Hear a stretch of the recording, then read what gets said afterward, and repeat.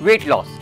Weight loss आज हर चौथा व्यक्ति करना चाहता है, मगर हो नहीं रहा है। और यदि होता भी है तो थोड़े दिनों बाद गाड़ी वहीं पहुंच जाती है जहां से हमने शुरुआत की थी। बल्कि कई जगह तो ये होता है कि यदि हमने 2 महीने में 5 किलो वेट लॉस किया है तो तीसरे महीने में वो चीज़ें स्टॉप करने के बाद उल्टा 7 किलो बढ़ जाता है। तो समस्या क्या है कि हमें 2 अलग अलग लेवल पे काम करना पड़ेगा। एक तो जो बॉडी में ऑलरेडी फैट जमा है उसको हमें बॉडी से हटाना है, कम करना है। साथ ही साथ हमें ये भी करना पड़ेगा जो बॉडी में फैट डिपॉजिट होने की प्रवृत्ति पैदा हो चुकी है उसको स्टॉप करना पड़ेगा, क्योंकि जब तक हम वो स्टॉप नहीं करेंगे तब तक ये वेट बढ़ने वाली जो कंडीशन है वो ख़त्म नहीं होने वाली है।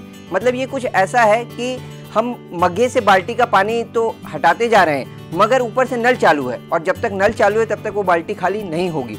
तो सबसे ज़्यादा इम्पॉर्टेंट क्या है, फैट डिपॉजिट होने की प्रवृत्ति को रोकना। अब ये कैसे होगा, मैं कुछ हर्ब्स के बारे में आपको बताता हूँ। पहली है सिनेमॉन।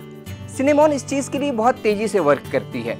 सिनेमॉन क्या करती है कि आपकी बॉडी में ब्लड वेसल्स में, आपकी बॉडी में अदर जो फैट है उसको पिघलाकर बॉडी से बाहर करने का काम करती है।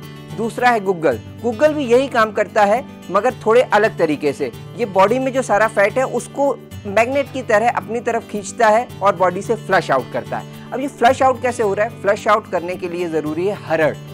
हरड़ और पीपली जो फैट डिसॉल्व हुआ है उसको बॉडी से फ्लश आउट करने का काम करेगी through stool and through urine. तो बॉडी से फैट बाहर जाने लगा। मगर अभी भी मुख्य समस्या वहीं की वहीं है। वो क्या है, हमारे बॉडी में फैट का डिपॉजिट होना। फैट डिपॉजिट हो क्यों रहा है, इस चीज़ को समझना पड़ेगा। फैट डिपॉजिट इसलिए हो रहा है क्योंकि जो फैटी एसिड बॉडी में जा रहा है, आप कुछ खाएंगे तो कुछ मात्रा में फैट तो जाने ही वाला है। अब यदि वो डाइजेस्ट हो जाए तो ये समस्या ही ना हो। तो वो डाइजेशन प्रॉपर नहीं हो रहा है, तो हमें कहाँ वर्क करना है, डाइजेशन पर। डाइजेशन में हमें इस चीज़ का ध्यान रखना पड़ेगा कि हमारा जो डाइजेशन है वो प्रॉपर हो। इसके लिए कुछ सावधानी रखनी पड़ेगी। सबसे पहली चीज़ है रात का खाना। रात का खाना जितना लाइट होगा हमारा डाइजेशन उतना प्रॉपर होगा, क्योंकि जब लीवर पे इफेक्ट पड़ेगा डाइजेशन के लिए तो वो एक लेवल तक ही करता है। और दूसरी चीज़ हमें ये करनी पड़ेगी कि डाइजेशन प्रॉपर करने के लिए खाने और रात में सोने का समय, इसके बीच में गैप होना बहुत ज़रूरी है ताकि डाइजेशन के लिए प्रॉपर समय मिले। क्योंकि पहले ग्लूकोज, कार्बोहाइड्रेट डाइजेस्ट होते हैं, फैट और प्रोटीन का नंबर उसके बाद में आता है। तो यदि हम रात के खाने के बाद तुरंत सो जाएंगे या थोड़े समय बाद आधे घंटे में ही सो जाएंगे तो होगा क्या, कार्बोहाइड्रेट तो डाइजेस्ट हो जाएगा मगर फैट डाइजेस्ट नहीं होगा। तो जब फैट डाइजेस्ट नहीं होगा तो बॉडी क्या करेगी, उसको डिपॉजिट करना शुरू कर देती है।